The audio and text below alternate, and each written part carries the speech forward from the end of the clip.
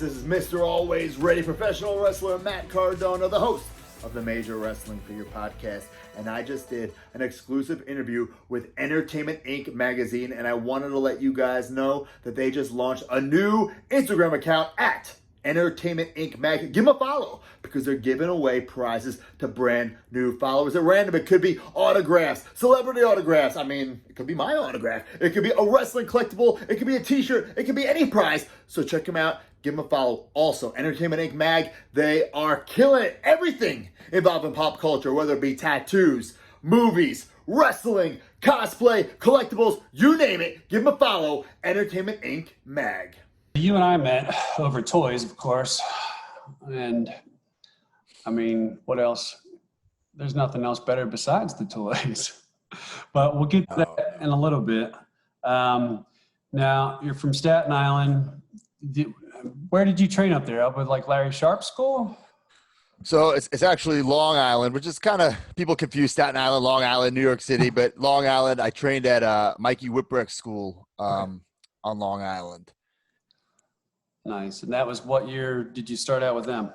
So I started out there in 2003. So September 2003 started there. So it wasn't too long before you got signed on for WWE then. No, it's very, very quick. So I started in September of 03 and I was signed by February 2006. So okay, not even 3 years.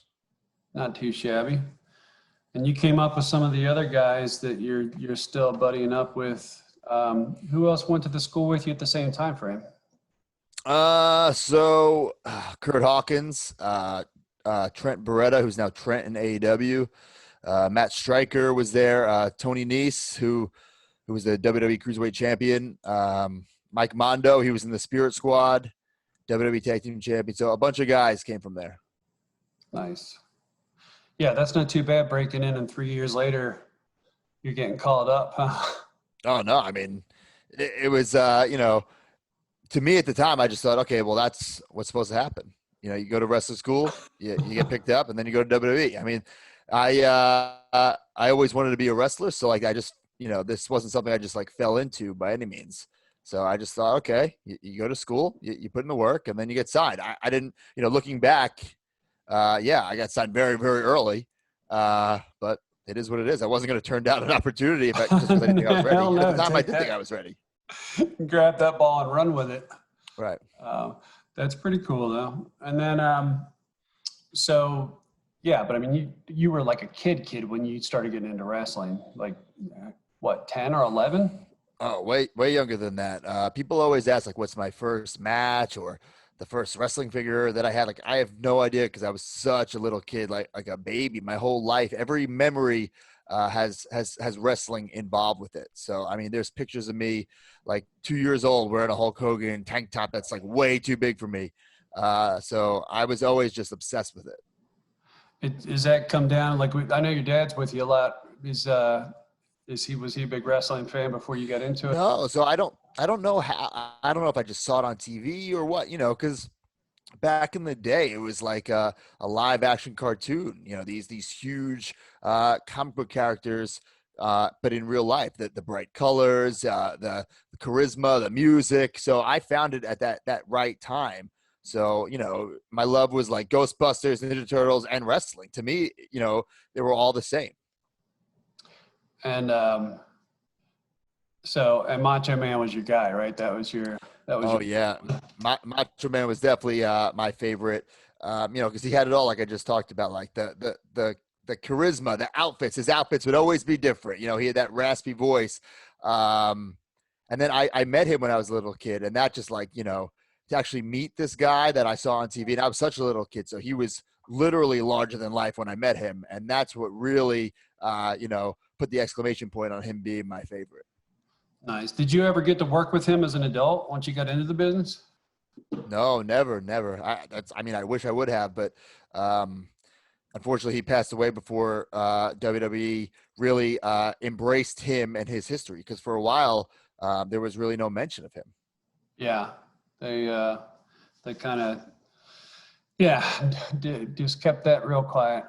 Right. I don't know if it was you think it was the Stephanie No, I think that's all Your BS. ear. No, I think that's all BS. I don't know what exactly it was, but at the end of the day, now, it's of course very unfortunate that he's passed away, but now he's in the Hall of Fame, and they do recognize his contributions. And you know, you can get Macho Man underwear, socks. Like they really celebrate him and Warrior and the guys in the past, which I think is really, really cool.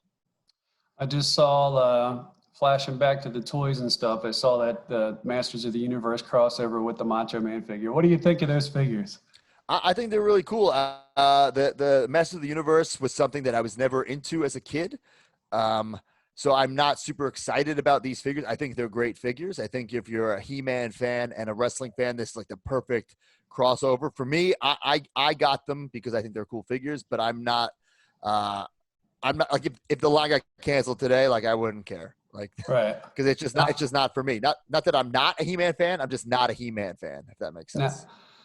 I didn't want to like them at first, and then they're kind of just goofy enough to get into them a little bit. Right. But so you wouldn't be mad about that, not nearly as much as like the retro line. Oh man, when those got canceled, and I mean that was heartbreaking. I think Mattel dropped the ball on those after like Series 2. And then it just so happens that when the retros got canceled, that these got announced. So a lot of people thought they were replacing the retros, when I don't think that's necessarily what happened. But yeah, the retros were, the recreation of those Hasbro figures from the early and mid 90s. Those were the best. And when the retros came out, the first series was great, second series was great. And then, I think just bad lineup choices, distribution problems. And then eventually the line got canceled, I think, as it was finally picking up the steam again, which is unfortunate. Yeah. Well, maybe they'll bring it back again on another run. I don't know. I mean, you never know. Comic-Con is, it's in a couple of weeks. Who knows if they got something up their sleeve? I don't know. Yeah, they haven't announced any Mattel stuff yet, right? I know today Walmart did their big drop with a lot of Hasbro stuff, but I haven't heard a whole lot of drops for Mattel. Yeah, so next, I believe it's next Thursday, Mattel will have their WWE video lineup and reveals. So we'll see what happens there. That'd be cool. So you got your straps behind you. Let's talk about the internet championship. That was your brainchild, if I remember correctly. Yeah. I started this YouTube show called Z True Long Island Story. Kind of it was just a way for me to express myself and maybe express my frustration in the spot I was in WWE, but I didn't want to do it in a bitter way. I didn't want to complain. This is before, now everyone complains on social media. This is before complaining on social media was really a thing. Social media wasn't really a thing yet. But I knew I wanted to do something, and I got a flip camera, which they don't even make anymore. I got that for Christmas from my parents.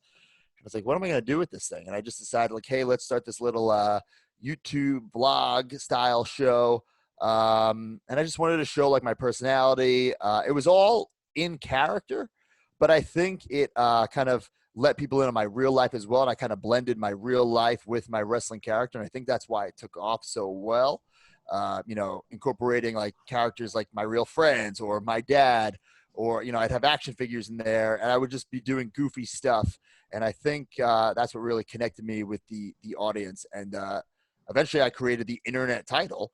At first it was just my youngest brother's kid's intercontinental title that I put labels on and painted. And then eventually I was like, you know what, let's get the real thing.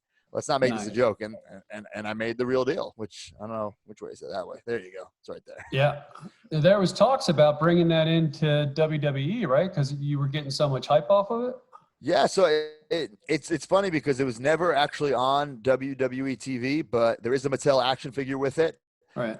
It's in the video game. Like one of my shirts, it's on one of my shirts, but I never wore it on WWE TV. I tried to, it just didn't work out. So that belt can travel with you elsewhere in the future. Actually, I got a new one that I've kind of been teasing on social media, because that has like my old logos on it and stuff like that. So I'm not someone who likes to hold on to the past. Like, yes, it's important to remember and I'm a huge nostalgic person. That's my whole life basically revolves around nostalgia and toys I had when I was a kid. But sometimes you got to evolve and not just hold on to the past. I think if I just brought out the same internet title, it'd be kind of holding on to a past. Okay. That's cool though. And then let's see, what do you got back there? US title? Yeah, there's the I don't know how much you can see from here, but there's a U.S. title, Intercontinental title, tag team title. So luckily, I've had a couple of cool moments when I was in WWE. So a lot of them were moments that happened at like a WrestleMania or a pay-per-view or in my hometown. So they all have a very special moment attached to it. It's not like I just won it in some random town at some random event. So that's pretty cool to me. No, absolutely. Now, the IC title, they put you over the Miz on that WrestleMania, correct? Yeah, it was a big ladder match for the IC title. I forget who was the champion going in. Might have been Kevin Owens, but yeah, it came down to the Miz and I, and that was a wild day for so many reasons. One, because it was what I consider my first real WrestleMania match. I had been in others before, but it was either like a big 12-man tag or a battle royal or something like that. So to me, those didn't count.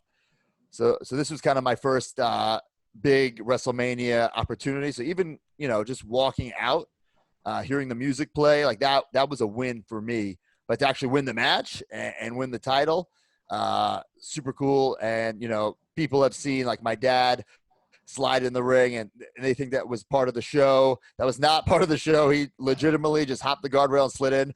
And luckily, security knows him and didn't tackle him. That could have been real bad. That could have ruined the moment real quick. That's pretty funny. Yeah. And then the U.S. title, I forget off the top of my head who you won that from. So that kind of piggybacked off the whole like internet title and the YouTube show. Like the beginning of the year, I started the show, and at the end of the year, I won the U.S. title from Dolph Ziggler, who I was creating like a storyline with on my YouTube show, which was brought on to WWE TV. So to me, it was like a cool way to end the year. Starting the year as nothing and starting the YouTube show, ending as the U.S. champ, and really continuing. It continued on from the storyline that we were doing on my YouTube show. It was just like stuff that was never done before. Right. It's you definitely got some great backstories to every one of those wins. So that's pretty cool. And it didn't seem like it was, like you said, it wasn't like just some random house show or just like there was a purpose behind it. Right. And like, even like the first tag team titles we won in WWE, we as in Hawkins and I, like that was it was on a pay-per-view, like probably no one remembers it because it was meaningless, but to me, it means a lot because it was in my hometown, in my home arena, so for us to win the tag team titles there, like at home, like it wasn't in like, I don't know, Denver, Colorado, it was on Long Island in the same arena that I used to go to. I slept out at, because back in the day, there was no internet. You had to sleep out to get those tickets, so it was a cool moment for sure. Nice. Very cool. And then you were with the company for how many years? I'm not good at math, but I started in 2006 and I got released in 2020. So just about 14 years. And then on the actual roster, 2007. So like, what is that? 13 years? Yeah, 13, 14. Yeah, so it was a long time. Yeah. And then no major injuries in the process. You broke your leg at one point, but that was nothing to do with it, right? No, it was actually. It was I blew out my knee. I ruptured my patella tendon, which is basically like your kneecap, just ruptured. Not a freak injury in the sense that like I didn't land weird, I didn't like fall weird. I just jumped up to do a move, and it was time to go. It was just one of those freak things. Messed up my shoulder, my back, but I never needed surgery until that day. So, like, if you watch it back, like you watch the footage, you can see it on YouTube, whatever. You can't tell, because I'm literally just jumping up for something. And luckily, that was the finish of the match. So, like, I was able to finish, and nobody could tell. But I knew right away that something was wrong. Yeah. So, with the 14 years you were there, you saw a lot of guys come and go in the meantime. So what do you think gave you that long of a run there? What was the... Well, yeah, I mean, that's for sure. When I first started, it was like a revolving door of people. It was like people, you had like, some people didn't even get a chance and you were just gone, and then I called myself like the cockroach of WWE. I'd always find a way to survive because, before this cut that released me and a couple other guys, they kind of stopped doing those for a while. Like they would have those mass cuts like every couple of months, but then there was a couple of years where nothing like that happened. But I definitely think the Edgehead run that Hawkins and I had, where we became the Edgeheads with Edge, I definitely saved our career at one point. The YouTube show definitely saved my career. And just like, I think I was always somebody who, you need me to go out on a live event with some NXT guy and see if he's got it, I can do that. You need me to go put 20 minutes with somebody, I can do that. Like whatever they needed me to do, I was able to do. So I think that's part of the reason that I was around for so long. And also because of the fans who supported me from the YouTube run, they never forgot that, they were always loud for me when I came out. And, I'm always grateful for those fans. Very cool. Yeah, they put you up with Mojo there for a while. Was that to get him broken in more or less? Yeah, I think, that happened I wasn't really doing anything at the time anyway, but I think it was to kind of get him ready and to kind of get him like acclimated to the WWE system and, just the road, because it's different. NXT, it's great. But when you're on the road, it's different. It's a different animal. It's different. You're not at the performance center with the strength and conditioning coach. You're driving, 300 miles a night. And then, there might only be like a shitty Planet Fitness in that, like everything changes, so, and Mojo he was like a sponge. He liked to soak up everything. So it was good. It wasn't necessarily what I wanted to be doing, but I knew it was an opportunity. So any opportunity that I got, I tried to make the most of it. Well, that's good. Back again. That's that cockroach theory, I guess. Yeah. Better terms, but it kept you there, and it seemed to be on good terms for a lot longer than some of the other guys and girls were pulling off. So it says something for your credibility, though, too. So aside of the podcast, and you've got more stuff going on than one person should be able to have in a lifetime, and then you doing that like within a 3-month period. So the collecting, we're gonna flash back to that. When you started getting hardcore into collecting as an adult, was it straight into the Hasbro line, or were you into the LJNs first and then Hasbro, or? As a kid, obviously I played with the toys, as we all did as kids. And then in my teenage years, I was kind of, I was embarrassed to be buying these things. I'd go to Toys R Us. I'd always ask for a gift receipt because I didn't want the cashier to know they were for me. You know what I'm saying? And this is a different time period. I mean, you go back to like the early 2000s and you watch 40-Year-Old Virgin. The guy's this loser. He's this virgin, and they're making fun of all his toys and all his figures on display. And like, that's me now. I think now, society has changed for the better, and now it's a more common, for people to be collecting this stuff, and it's more, it's more accepted. And you go to like a Comic-Con, like obviously this one got canceled this year, but it's like, it's mostly adults going to these things. Of course there's a couple of people who are bringing their kids, but it's mostly adults. And I think I just love what's going on with the world right now when it comes to collecting, and like that stigma is getting broken, and I love it now. And starting that podcast, the Major Wrestling Figure Podcast, we have brought in a lot of adult collectors who are like, you know what, like I do want to be collecting figures. I used to love it. Why aren't I getting them now? Right. So I think that's starting to happen in wrestling. I think it has happened in the past with Star Wars and other lines, but I think the wrestling fans were kind of hesitant, and we're trying to bring them in like, hey guys, it's cool. It's cool to be collecting these figures. But I think it was the LJNs and the Hasbros those were the first two lines that I rebought in mint condition because my childhood ones were destroyed, Right. Paint loss. If they were LJN, some of the fingers were chewed off. So it was definitely those two lines. I'm like, okay, it's time to be a big boy. Let's get these babies in mint condition. And luckily I did it like 15 years ago, because if you were to try to do the collection now, holy shit, it would cost a lot of money. It's ridiculous. Yeah. What I see, a loose 1, 2, 3 kid $500 now, something there. I would say closer to 1,000. For a couple of months ago, the 1, 2, 3 kid, like, you know how it is with anything. People always ask me, like, how much is this worth? It's like, it depends on the week. It depends on the week. It depends on the item. You know what I'm saying? For a couple of months ago, that 1, 2, 3 kid was spiking. And then what happens is someone sees it go for a certain amount on eBay and they're like, oh, let me sell mine. Oh, let me sell mine. So then and then eventually it's like, oh, there's too many of them out there. And then it's like they go down, down, down. I mean, that's supply and demand. You know, that's just how it is. It's a business. It's, you know. Well, especially in the last 4 months, I think everybody's sitting at home. They're all bored, and where 100%. The beginning, everybody was worried about not having a job and not having income, and then they're home and they're spending all their income on toys and collectibles. 100%. I agree. You know, when this happened, we were worried for our podcast, like, oh man, like what's going to happen? Because like there's a lot of merch that we sell and we had already ordered, like, oh no, we're going to be sitting on this stuff. And like, we could not believe it was like the total opposite. Like you said, people are sitting home, they're bored, they're on eBay, they're spending money. Like our podcast, not only have our numbers gone up, our downloads, our YouTube views, but the business, what we sold has gone up. We've had our most profitable months over these last couple of months. It's unbelievable. Do you think it'll maintain with those numbers? I mean, like you said, it kind of changes weekly, but do you think that the values on a lot of that stuff will maintain to be on the higher level, even if things go back to normal, so to speak?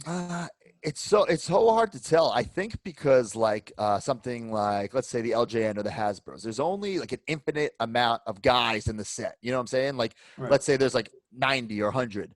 People ask me like, oh, do you think like the Jax figures are going to go up or the Mattels? I'm like, I don't think so, because that was during that boom period of like the Attitude Era where there's probably like 600 Jax Bone Cruncher figures. Then you get to the Titantron style. It's like another 5. It's like you can't complete those. There's just no way. And then there's so many variants and stores exclusive. I think people like having their checklist. All right, I got 90 guys or 100 guys. And it's a lot easier to check those off, you know? But if you have this list, if there's no way you're going to complete it, I think people might get bored. Forget it. And they just might give up. Yeah. Some of those Attitude Era figures, worst sculpts ever. Oh, for sure. Right. And like, you know, during that time, there was probably, with no exaggeration, from like 97, 2002, maybe 50 to 100 Stone Cold Steve Austins. Yeah. Right. But you talk about the Hasbro line where there was like 5 Hulk Hogans. You know what I'm saying? So like, there was just way too many product. I mean, Jax, I'm sure loved it. Their wallets were heavy wallets. You know what I'm saying? But as a collector now, there's like no resale value in that Jax stuff. Kind of like, you know, like the Power of the Force Star Wars stuff, Power of the Force 2, you know, from the 90s. You go to any vintage toy store in the world and they will still have it like it's 1995 on card, less than $10, because there were so many collectors, I think, who were buying them and keeping them in the box thinking, okay, these are going to jack up just like the originals. But it was the opposite, because when the 70s and 80s, nobody thought to keep them in the box. Right. So that's what made them so valuable. Now everyone's keeping them in the box. And like to this day, 20 years later, you can get the whole set, I think, for like under $200 if you were smart about it. Yeah. It's wild. Yeah. I think episode 1 was the turning point that all of the just like the stores, the retailers arranged the deal with Hasbro that because they took such a financial hit with the overproduction of all that stuff. Right. That they said, okay, you got us this time, but next time, whatever doesn't sell, we're not clearancing out. We're sending back to you and you're crediting you for new purchase. Because there was just so much stuff. But you're right. Like even some of the toughest figures from the Power of the Force 2 series, they're not that expensive. And don't get me wrong, I absolutely love those figures. I mean, that is the Star Wars that I grew up on, because I was too young for the original. So it wasn't until like the special editions and then these Power of the Force 2, I was like, okay, that's when I really fell in love with Star Wars. So I'm so grateful for that line and all the re-releases. And those are the figures that I grew up on. And I have them all. Trust me, I have them all in mint condition. When I mean mint condition, I mean out of the box. I'm a loose collector. Sure. But I recently bought them in the past 3 years. That's how I know how cheap they are, because I bought the whole thing, vehicles included. I mean, of course, there's a couple rare ones in there that like, shit, this is going to put me back. But most of them, I was paying more for the shipping than I was for the actual figure. And I'm talking on card. But you ripped them all open anyway, right? Ripped them all open anyway. I don't buy things to resell things. Have I ever resold things? Sure. Do I buy certain things to resell them? Sure. But the majority of my collection it's for me. You know, I have this toy room, and you know, I've seen your house. Yours is the same. I don't know if you feel the same way, but I walk in there, it's like an escape. You know, it's like it's my safe spot. These childhood feelings. People are like, what do you do in that toy room? I'm like, I don't do anything. There's no TV in there. It's wall, just full of toys. Yeah, and when I'm in there and I'm like reorganized and stuff, like to me, it's almost like therapeutic. You know what I'm saying? Yeah. If I get something new, I'm like, well, where am I going to put them? You know, because you only have so much real estate, so much room. You know, I've seen your stuff. You have more stuff than I do. You know what I'm saying? So it's like, where are you going to put the stuff? I'm running out of room though. You need to help me out and put some in the garage. Well, that's the thing. It's like, you know, when I moved from New York to Orlando, I'm like, all right, I want a room, a toy room. So I turned one of the spare bedrooms into a toy room. But I've outgrown that completely. Now I've turned my quote unquote office into a toy room. And now my garage is just like yours, just filled with toys. You had two full-size Hanan carbonates in your garage, didn't you? I still have one. I have one in my house. And I have one for sale. If anyone's listening, lives in the Florida area, I got one in my garage. It's bad, but you know, it's my addiction. It's you know, it's the thrill of the hunt. Like right now, I've been going crazy looking for those new NECA Ninja Turtle figures at Walmart. It's crazy, and like it's the highest of highs when you find what you're looking for. But when you don't, if you drive somewhere, you drive a long way and it's not there. Oh man, does that suck? Yeah, I can't tell you. That's the game. Check mine. But it's not there. Either it's not there or somebody's already come in and they pick up everything that's there. So and there's less places to get toys at retail, you know, brick and mortar places. So I think more people are dumping into those locations to try to get it. I mean, 100%. And now there's certain websites now, like a Brick Seek, where you can find out what store has exactly what. You know, it's crazy. Yeah.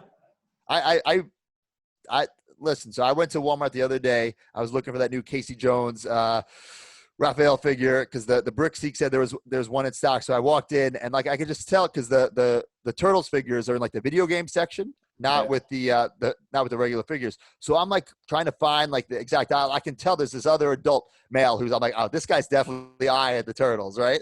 And we're looking. We both don't see it. And then I see him walk into the toys. I'm like, all right, I got to beat him there. So I think like a shortcut. I cut him off. I thought like maybe they put him in the wrong section, but they weren't there anyway. I'm like, oh, you looking for the Turtles? Like, yeah. I'm like, all right, good luck, man. Like just two collectors on the hunt looking for some Turtles. That's where I met one of my best friends was when Power of the Force 2 came out. We both kind of came in. It was like sailing ships in the toy aisle to look at stuff. So we just stopped and kind of eyeballed each other to see if we were missing anything before the other person grabbed it. But yeah. Right, exactly. It's funny how that works out.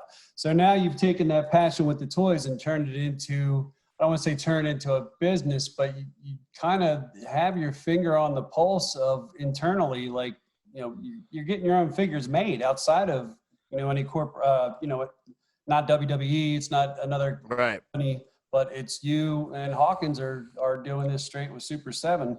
Did you already tell them that it's in your contract that you get the paint masters and the hard copies or what? No, I did not. But it's funny because when we started the podcast about 2 years ago, we knew we wanted to do it.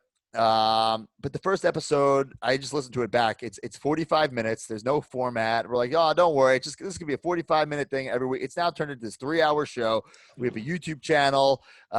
You know, we have like a subscription service on Patreon. We have all that. We do live shows. It's really snowballed in a way that we couldn't have predicted because we just thought the podcast would be for other guys, you know, adult wrestling fans who were collecting figures. We didn't think that we'd get people to recollect, you know, or get people who never collected before. So it's kind of grown so fast and so organically where luckily we've been able to work out deals with companies like Super 7 or even Ringside Collectibles have made the major Wrestling Figure podcast figures.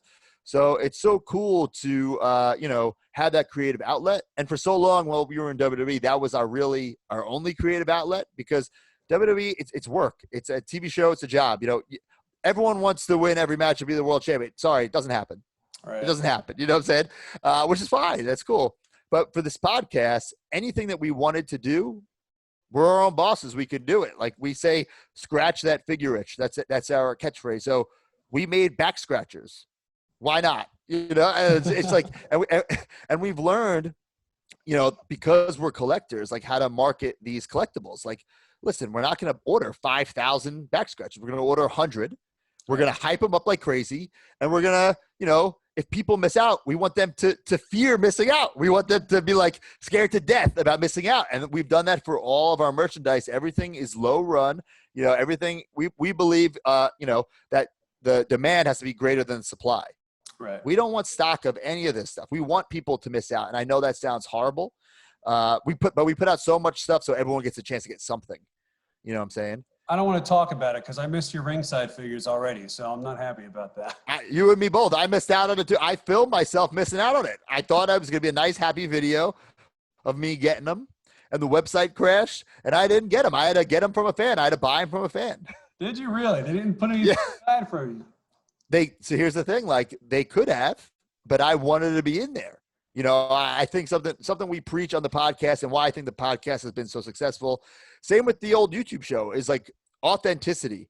And you know, like people they want real, you know what I'm saying? So if we're in there with them and we're relatable, I think that's what draws them to us. So like, yeah, of course there's certain perks. Like, okay, sorry, like we are, you know, superstars. So like, for instance, NECA sent me their Comic-Con exclusive early. Like, yes, I do get a couple perks. I'm not going to lie for sure. But for this Casey Jones and the Raphael, NECA sent it to me also. But I still want to find it in my sick head. It doesn't count. I want to find it in the store. So today, yeah, I want to find it in the wild. Exactly. It's sick. I know. There's something wrong with me mentally, but it's my drug. I want to find them. But you got a backup in case you don't. In this case, I do, but it doesn't always happen that way, you know. And there's so many things that, you know, I miss out on, like whether it be you know, like special T-shirts that I like, or you know, it's not just figures. Like the sneaker community, I've learned is I'm not a sneaker guy, but it's just as bad, if not worse, with the drops and the website crashes. Yeah. So I feel like, you know, the figures are finally starting to get accepted, like I said earlier, because like. Nobody makes fun of people for collecting comic books anymore. You know, yeah. Nobody makes fun of people for playing video games anymore.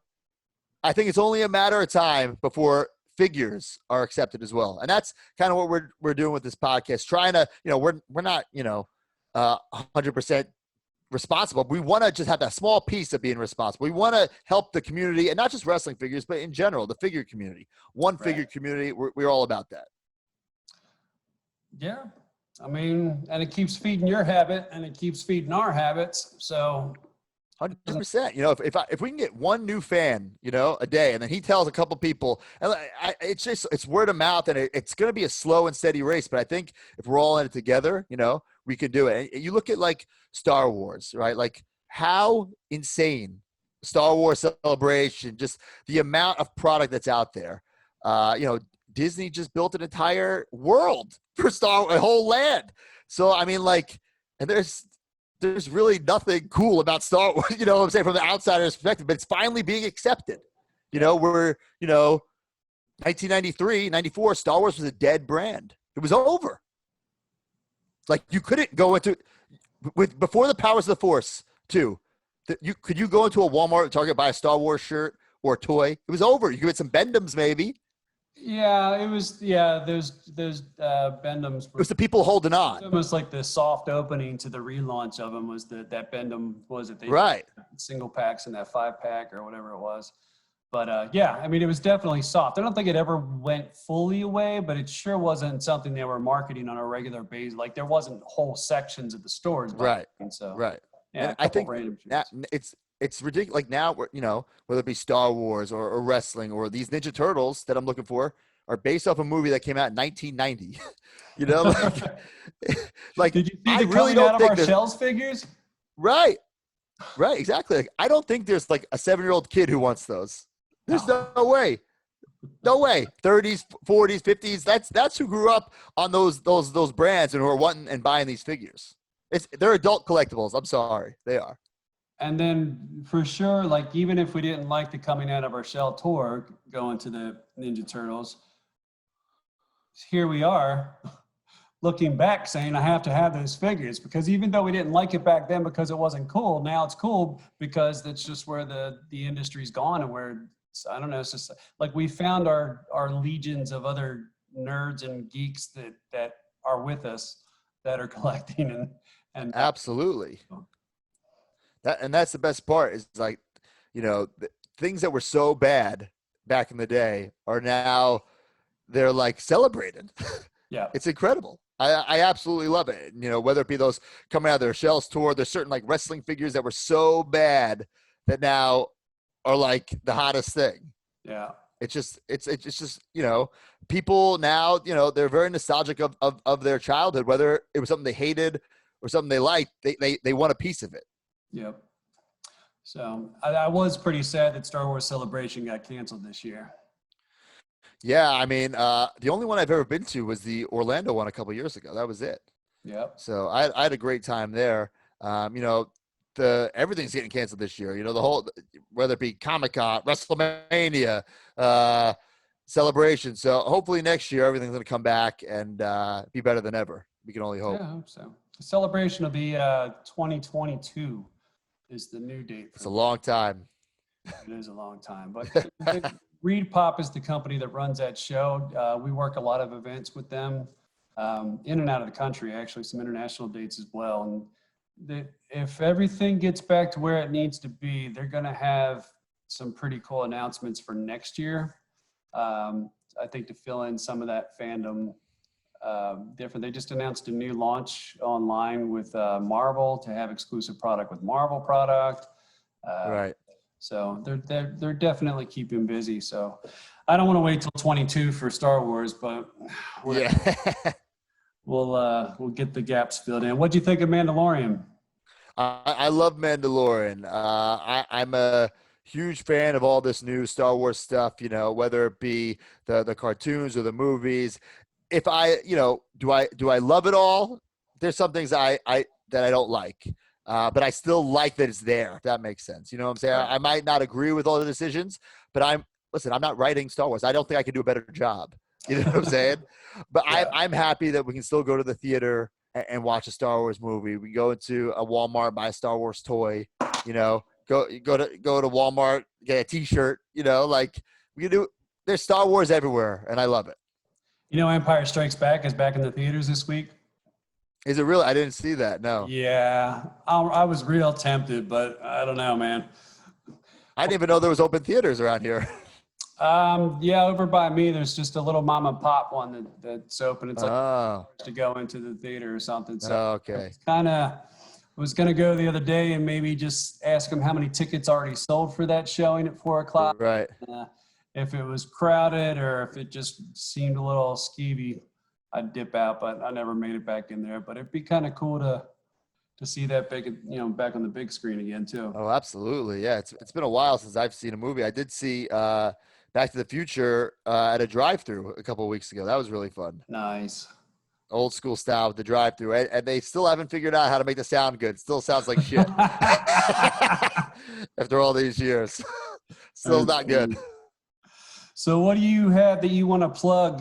And I mean, you've got 50,000 different things. I don't think there's enough time in today for you to plug everything that you've got your finger on. Yeah, I think, it's luckily with social media, there's always something, so if you follow me on Instagram or Twitter, it's at the Matt Cardona, or the Major Wrestling Fever podcast on Twitter and Instagram at Major WF Pod. That's kind of where a lot of my priority is right now, with this pandemic and being released from WWE. It's been a blessing where I've had more time to devote towards building this podcast brand and working on these toy deals and, planning for the future. So that's definitely where my not my passion is right now, but more of my priorities are right now is with the podcast. And will I wrestle again? 100%. But where? I guess we'll have to figure that out. But not for 2 days. Yeah, I'll tell you what, it's not happening today. It's not happening tomorrow. So tomorrow is technically the 18th is the 90 days. You guys are free and clear at that point, right? Right. So today I'm hopefully going to release a little trailer like video that will be played tomorrow. But yeah, tomorrow we're free for the first time since I was 20 years old. I have, you know, I'll be able to do whatever I want, really. So I'm very excited for that. You know, when I got released from WWE, a lot of people were texting me and calling me, you know, saying they feel sorry for me. But I was like, that's not the attitude I have. I don't want you to have that for me, because I am super excited. I'm super happy. I'm super grateful for the time I had there. But it was time to go. Will I be back? You know, everyone goes back, right? So I don't want to say I'll never go Never back. say never. You know, never say never. But right now, my focus is not on going back. My focus is on, you know, whether building the podcast or building, you know, the Matt Cardona brand. And, you know, when the world opens back up, I think the wrestling world is going to be bigger than ever, because all these fans, they want to come to these local shows and support their favorites. And I just can't wait to get back in the ring and wrestle as new people. But for now, you know, I'm just going to hang out, play with some figures, and talk about wrestling figures and stuff like that. So it could be a lot worse. Staying away from all the politics. Oh yeah, let's avoid that right now. Yeah, things have been good. Being home, just, you know, spending some quality time with the fiance, with the cats. Yeah, I cleaned my garage, which needed a good cleaning. You know, so I'm excited for the future when this world opens back up. I say I'm always ready, and it's not just a little hashtag, but I'm excited. And you know, I love Christmas morning opening up new gifts, new figures when I was a kid. But now I feel like it's going to be Christmas morning, like wrestling new people and stuff like that. So when the world opens back up, you'll see me out there. So if you need help cleaning the house, just call me. I'll bring the truck over. I'll whatever you need. We'll get it out of your face. It's more room for the cats to play. Chelsea will be Right. She doesn't have to look at it. You might have to build me one of those haunted mansion things you got back there. Your house is pretty insane with the stuff you have. You got mine. Yeah, that's wild. Look at that. I don't know if you saw it. Was this done the last time you were here? I'm not sure. I think the last time I was there was a lot of Star Wars stuff. There was an ET little setup. There was some Star Wars ships hanging from the ceiling. Those still there? Those are badass. Yeah. I remember I went to your house. Like, oh, I gotta rearrange some things. I got some competition here. I've got a life-size R2 coming in August, but it's not put together yet. It's all the pieces, and but it's man, products are there. All the gears, the pistons, the brains, all that stuff is there. I just had to put it together, so that's going to be a project. And then, there's no way I could barely hang up a picture frame, so there's no way I'd be able to do that. No way. And then I've got a collection of helmets coming, a bunch of old, like, poured, sculpted Star Wars helmets. I don't know what they look like yet. We'll find out. But oh man, if they're craptastic, I'll send them over your way. Oh yeah, thanks. That's what I need. More Star Wars stuff. No thanks. No doubt. So everybody should follow you on your social medias, because you are the juggernaut of all social media in the wrestling industry. So look for, by the time this gets aired, you're going to have all things announced anyway. So we'll see. Even I don't know. People think like I'm holding on to this information to, like, I don't know what's going on yet, which is the crazy thing about this world and the wrestling world. Is who knows what's going to happen. Anything can happen. So that's what's very exciting. So it should be a fun couple months. Stay home, play with your toys. That's right. That's right. Good to go. All right, man. Well, I appreciate your time. I won't hold you up too much longer, but I want to get some pictures of your most prized possessions on your toy collection. What do you think your most favorite piece is at this point? Ooh, there's so much cool stuff that I have. I think a lot of the unreleased stuff that I have from the LJN or Hasbro line. There's this Rhythm and Blues Greg the Hammer Valentine.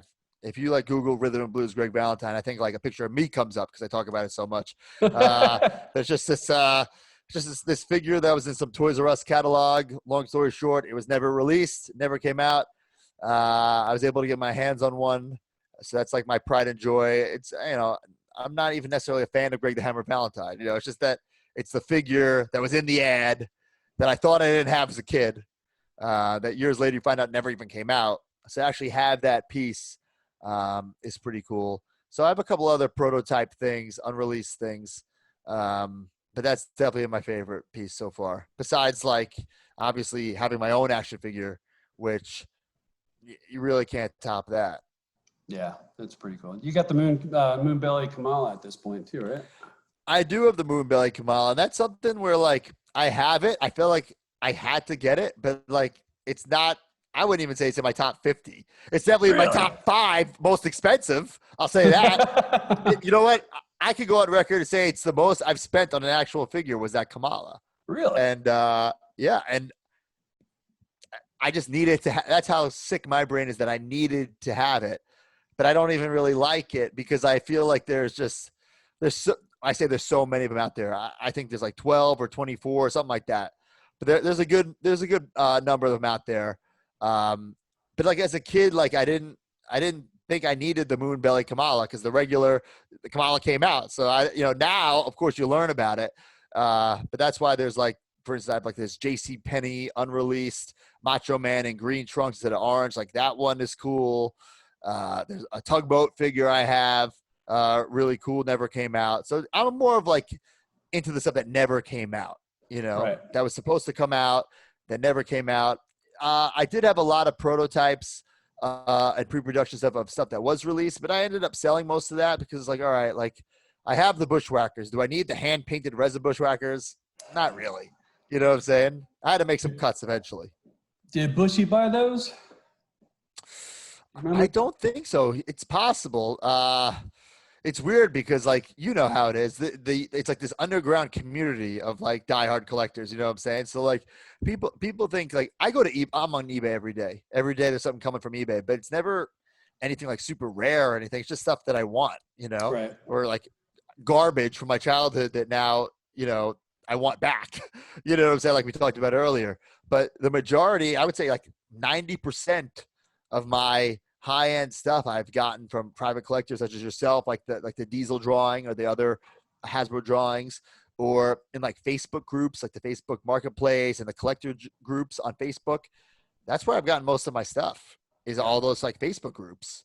So that's where I would say, like, you can go on eBay right now and find like tons of stuff, but collectors put them on there at these ridiculous prices, like they know they're never going to get. Right. And then like I believe it's so that people message them and then they're like, oh, I also have this, and this. You know what I'm saying? Yeah. Which is smart, I guess, because really just you're using that listing as an advertisement of the other stuff that you have. But like I've never put like a prototype like on eBay. I just go to like the Facebook groups and stuff like that. I think that's where you find like the real collectors. And I also with eBay, you got the eBay fee, the PayPal fee. It's like, oh yeah, F that. You know what I'm saying? No way. And I had when I got those all that original artwork from Ron Rudat at Hasbro, I had the hardest time getting people to even acknowledge what it was. Like everybody thought it was fake. Nobody realized what it was. Right. They didn't understand what it was and everything. And then when I hooked up with you, all of a sudden, like that was the whole thing. Then that started that tidal wave. Right. Where those sheets went from, a couple $100 to a couple thousand by the time we were done. And it's funny you say, asking me, right. What do you got left? It's nothing. It's funny you say fake because, like, for instance, the Tugboat that I got was online for like, I don't want to say dirt cheap, but for pretty cheap, and nobody was buying it because everyone, and I say everyone, it's all these so-called like diehard collectors who knew nothing about prototypes just kept saying fake. And then when I finally, like, even I saw this thing years ago and I just, everyone's saying it's fake. And then when I started getting into the prototypes and actually holding prototypes and taking prototypes apart, because a lot of them, can just come apart, or they're super glued or they're not super glued. You can actually take them apart and see the resin and see how things are painted. And I realized, like, this Tugboat is not fake. This is real. So I was able to get it at a good price. And then I was also able to find, because that was the 2-up Tugboat, like the giant one. I was able to find the regular scale Tugboat, unpainted, like a polyurethane sample.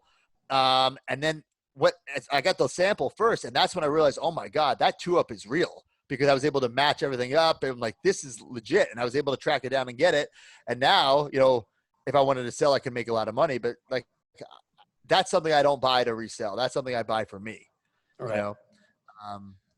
And it's funny because people just thought it was fake and just didn't do enough research, you know, like there's another thing, I think it's a Mega Maniacs Brutus beefcake that was also like on the internet for years. People thought fake. And then it was offered to me for $2,000, which is a lot of money, but for a prototype, something that's never come out, it's not that much money. I'm like, you know what? I'm going to buy this right now and I'm going to do my research. And if I lose, all right, that was a gamble, you know? Right.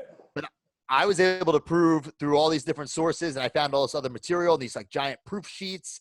I was able to prove that it was real.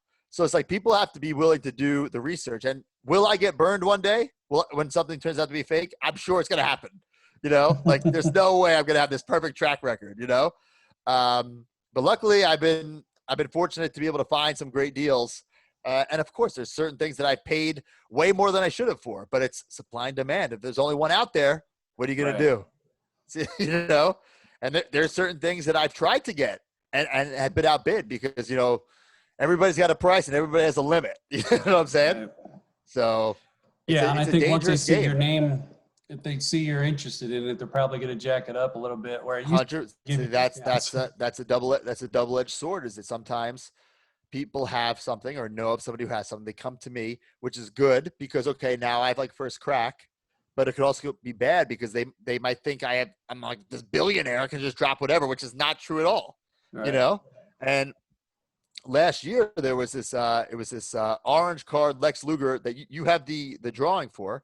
Yep. Someone actually found the figure and it was on eBay, and I suspected, well, first of all, everyone probably knew I was bidding on it, which I was, but I suspected that I suspected the guy was only outbidding me to try to flip it on me afterwards, and I was right. He outbid me, and then he tried flipping it on me for like a couple more. So I think it went for like a little over $8,000, which is insane. Yeah. I lost, and then he tried to flip it on me for like 10 or 12,000. I said, dude, no way, like no way. I'm no sucker. You know what I'm saying? So I passed on that, and then he has since sold it for that. So it's like the market is incredible right now. And that there wasn't any trail on either that Luger or the Doink as far as there actually being paint masters or anything on those figures. So I mean, as far as we knew, it was just the color sheets that I had. That did you get either one of the color sheets for the Doink or Luger? No, I just have the diesel. But Diesel, so yeah, I do believe they are real. I ended up winning the Doink. I do believe they are real. Is there a chance they're fake? Maybe, I guess. Right? I mean, who knows? I do believe they are real, but it's crazy that all of these years later we're finding these things. You know, like when you found those color sheets for those Hasbro's, the orange card, you like blew up the wrestling figure community. You know what I'm saying? It's like these figures that were rumored for years. And then even on those color sheets, if you actually look at them, because I was looking at the diesel one a couple of months ago, it says that they're UK exclusive, which nobody talked about, that these orange cards were going to be UK exclusives, but it clearly says it on those color sheets. And also I think it was like Lee's Toy Review, like back in the day. That's where the orange card rumor first started. And they mentioned it there too. So it's like, if you do the research, there's stuff there, you know, you just got to be a real crazy son of a bitch like you and I. Back in those Lee's action figure review days, there was, I used to talk to the guys at Hasbro about the Hasbro series. And I think what series was Razor and Crush? It's like the yellow card. I forget which number it is, but it's like the yellow card. Yeah, I was talking to them because I was actually trying to find out more information about the new Star Wars stuff coming out because it wasn't released yet. And the guy was saying, like, you know, it's like Luke Skywalker, but he's on steroids, or Darth Vader and he's on steroids, and he wasn't wrong. They were highly exaggerated in the build, but we were talking about the wrestling line as well because it was still active. And I told him that I was doing custom pieces at home. And, oh, well, who are you using for this? And I tell them, you know, whatever the everything but the kitchen sink, you know, different parts and boiling and popping. Right. And Razor Ramo is one of them. Trying to think of who else was in there, which was actually, I used a Texas Tornado out of that. at least for the head sculpt, and then different body parts. I forget what it was. But sure enough, 6 months later, everything that we talked about was announced to be, coming up. That's crazy. Like, yeah, I'll never get credit for that at all, but No. it was totally discussed. So I think because we did a Tornado's head on a Macho Man, might have been Macho King body, and it was pretty close to the Razor build. That's exactly what Razor is. It's like a Macho King with the vest molded on. Yeah. It's even got the hole in the hand to hold the scepter. Yeah. Which is wild. It was pretty funny to see how that all came about. Yeah. But I never knew that. Those figures are now outselling all the vintage Star Wars figures, all the Hasbro stuff. It's wild. It's absolutely crazy, the Hasbro prices and the LJN prices recently. It's like, because I've been trying to get the Hasbro's all mint on card. I have them all out of the package. I've been trying to get them all on package, and I was able to make a deal and get the whole set I got from some people. But there's a lot of like carding variants, so some of the cards I have are not the particular cards that I want. Right. So I'm trying to even like a team like the Rockers, who were like warming the pegs originally. Now to get the Rockers on a nice original card, it's like $250, which is insane to me. Like, I know we're just talking about something that was like, 8,000, and now I'm saying 200 is a lot, but it's all, it's all context. You know what I'm saying? Right. $200 for give the them Rockers. away for $10. Right. That's what I'm saying. Right. Yeah. And now to get one, to even find one on a mint card is over $200. It's wild. It's nuts. So it's a dangerous game. Yeah, slippery slope for sure. Absolutely. I won't even tell you how much I spent this morning on the collector con page for Walmart, and they didn't even have pictures of the things up yet. It was just Hasbro logos. I saw I saw that. Yeah. So I have no idea what's coming, but I guess in October yeah. when it actually gets here, I'll be surprised. Yeah, I mean, luckily now, like Walmart and even Target, they're doing like the pre-orders online, and I just did that for like the retro Ghostbusters. Mm-hmm. So like, it's not bad, So now you don't have to like beat people up in those toy aisles to get what you want. If you're lucky to get through online, you can get them to your house, which then you just also got to hope they come in nice condition too, and there's not just like a sticker on the bubble or that the package is crushed. So it's a gamble. It's a gamble. Yeah, I put a video up the other week. There was a package, say if it's a carded figure like that, it came in a box that was about that big. It would have been perfect for it. Just slide it into the box. Yeah. Instead, they took the figure and they folded the card in half and stuck it into the box ways. Like, that took time. Like, that wasn't just a rush job. They took some effort to totally screw that up. Yeah, I mean, I literally get a different package every day, and there's some people who are real pros in packing stuff up, and there's some people who are like, "What the F are you doing?" Yeah. Like getting like I know it's like that. Like sometimes I get the Power of the Force figures, and I was like rebuying those Power of the Force 2, and it would be in like an envelope. Like what if I wanted to keep this in package? Like you're shipping it in an envelope. Of course, it's gonna be crushed, destroyed. Yeah. It's wild to me. It is. Well, send me your want list, and I'll see what I could dig up for you. Oh yeah, I would have a field day in your garage. You have so much stuff in there. You have like so many duplicates. Last time I was there, I'm like, how do you have all this stuff? Well, come on over. The door is open for you, not anybody else. Well, so I appreciate that. But Brian can come. That's fine too. Yeah. He won't much. At least that's the story, right? No, bare minimum Brian, we call him. Cheap Kurt. he makes a couple of big boy purchases here and there, but I saw he's starting to step up his game a little bit. Yeah, don't let him fool you. He's a psychopath just like us, but he'll like, not buy, and then make a huge purchase that makes up for not buying for a couple months. Right. Yeah, he's just as bad, if not worse. So don't let him fool you. All right, man. Well, thanks for taking the time out with me. All right, no problem. It was fun. Thanks, man. Absolutely. Hopefully I'll get to see you soon, and I'm looking forward to seeing what's down the road not too long. You and me both. All right, brother. Take care. All right. See you, man. Later. figure out how to turn this off. There we go.